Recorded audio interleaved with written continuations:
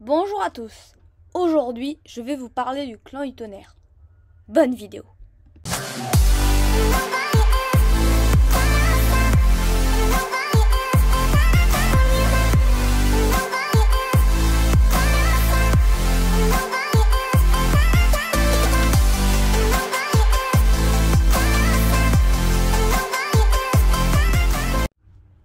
Commençons d'abord par parler des origines du clan du tonnerre. Déjà, le clan du tonnerre est le seul clan où le premier chef est mi-tribu de l'eau vive, mi-Chaéran, qui vivait déjà sur le territoire des 4 chênes.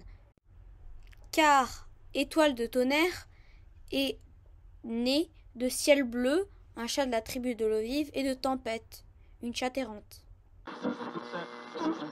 Le clan du tonnerre est un clan farouche, courageux et loyal. Ils n'hésitent pas à enfreindre le code du guerrier pour défendre ce qui leur paraît juste. Mais il a souvent été critiqué car il n'hésite pas à accueillir des chats domestiques, ce que les autres clans n'acceptent pas. Les guerriers du tonnerre chassent des souris, des campagnols, des écureuils, parfois des lapins et des oiseaux.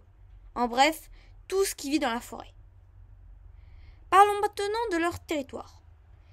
Près des 4 chênes, ils sont dans la forêt de cerfs blancs. Ils ont établi leur camp au beau milieu de leur territoire, abrités au fond d'un ravin, bien protégé par une haie de 11. Leur territoire est sûrement le meilleur. Durant les famines, les clans de la rivière du vent et de l'ombre meurent souvent de faim, mais jamais le clan du tonnerre. Enfin bon, le seul point négatif de leur territoire, c'est les rochers du serpent. Des vipères y rôdent, et les rochers fournissent des abris pour les animaux dangereux, comme des renards, des blaireaux, et même des chiens, comme vous l'avez déjà vu dans le cycle 1. Autour du lac, le clan du tonnerre est bien établi dans un espace qui aurait été sûrement dédié par le clan des étoiles, une combe rocheuse entourée par de hautes parois. Mais à œil de jet pourra vous le dire, cela fait mal quand on tombe de tout là-haut. Maintenant, parlons des personnages importants du clan du tonnerre. Il y a d'abord le premier chat à appartenir au clan du tonnerre, Tonnerre. Donc, Étoile du tonnerre.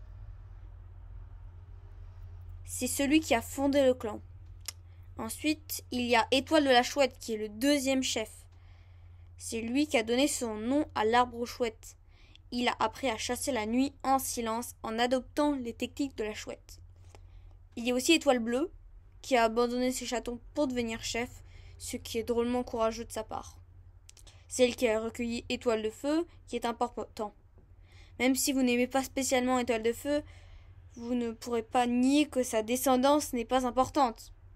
Étoile de feu a aussi ramené le clan du vent dans son existence dans le cycle 1. Il a découvert le complot de Griffe de Tigre et l'a empêché de tuer Étoile bleue, et a découvert que Étoile du Tigre allait jeter une meute de chiens sur le camp. Il a aussi incité les clans à partir vers le lac. Comme gens importants, il y a aussi Nimbe Noire, qui est une guérisseuse.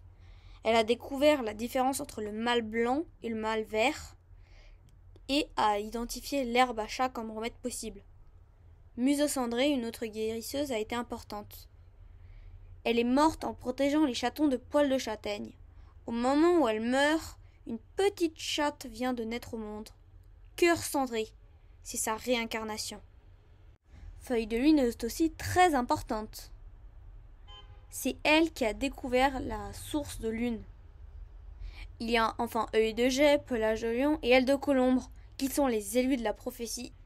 Il y a aussi, bouchez-vous les oreilles si vous n'avez pas lu le tome 3 du cycle 6 qui vient de sortir, Nuage de Brindille, qui a retrouvé le clan du ciel, et Cœur d'Aulne, qui a eu des visions du clan du ciel, qui va aider Nuage de Brindille à le retrouver.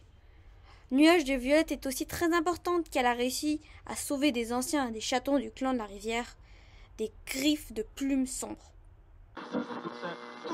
Et voilà, c'est déjà fini. On se retrouve pour une vidéo sur les livres audio LGDC le 16 octobre. À bientôt!